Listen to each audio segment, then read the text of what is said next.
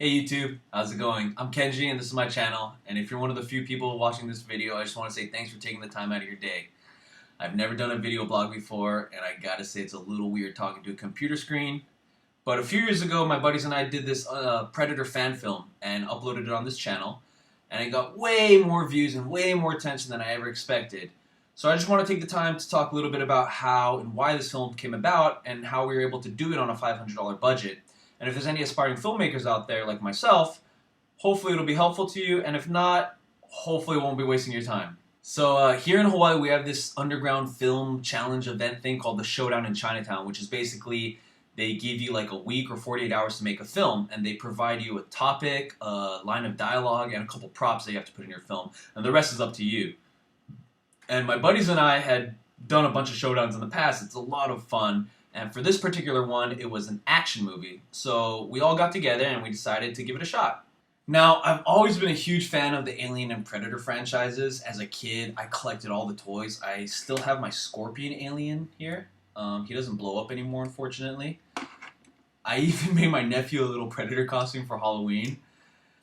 And have you ever gone to a movie and you loved it so much that you went home and you thought about, what would I do in that situation, or what would I want to see as a logical next step, a cool sequel?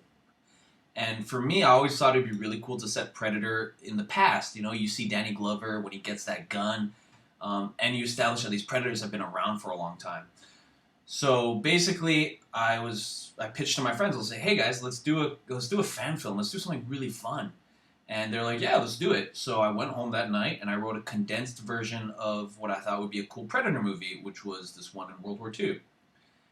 And we had a week to make it, and we got to work. I think one of the most important things about being an aspiring filmmaker, especially if you're working with no budget, is to have this filmmaker mindset. And what I mean by that is every place you drive past is a potential shooting location. Every person you meet is a potential actor. Every garage sale you see is a potential gold mine of props. And I think if you have that mindset, you open yourself up to a lot of possibilities. I live in Hawaii, and here we have rainforests and rivers and jungles and mountains and beaches and places you could shoot at for free that adds a lot of production value to your project. They also shoot a lot of movies and TV shows here, so when they're done, they like to get rid of their props and set dressing. And a little fun fact is our World War II costumes actually came from an episode of Lost after they're done shooting. And you also have the option of building your own props. For this movie, there's a scene that called for a hanging body that was skinned. So we just built it out of paper mache and spray paint, basically. So there's really no limit to what you can do if you have a creative approach. So the next step is building a crew. The first thing you're going to need is a really good producer. Fortunately for me, I've been making movies since high school with my best friend Yama, and he's an awesome producer. When we first started, it was just the two of us, and we would take turns filming each other while the other person would act. And over the course of making all these movies, we started meeting other people who shared that same filmmaker mindset.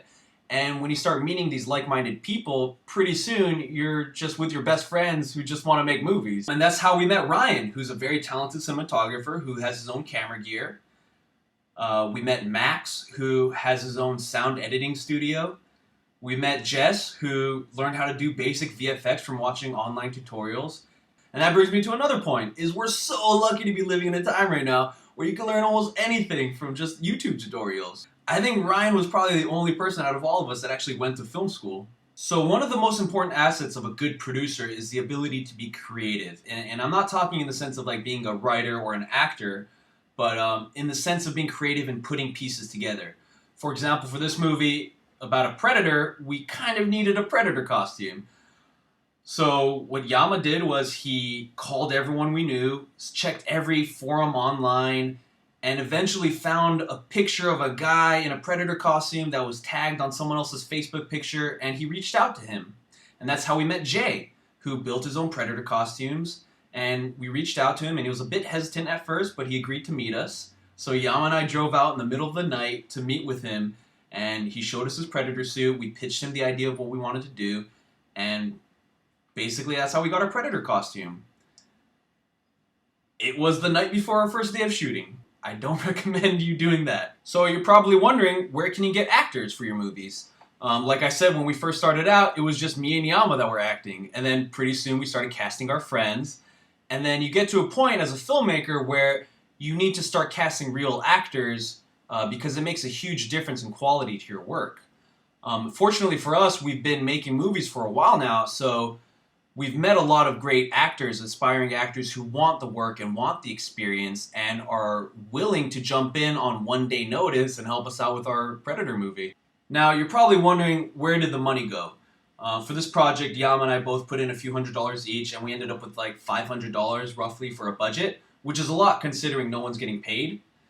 However, the money goes to feeding the crew. If people are working for you for free, you have to keep them fed.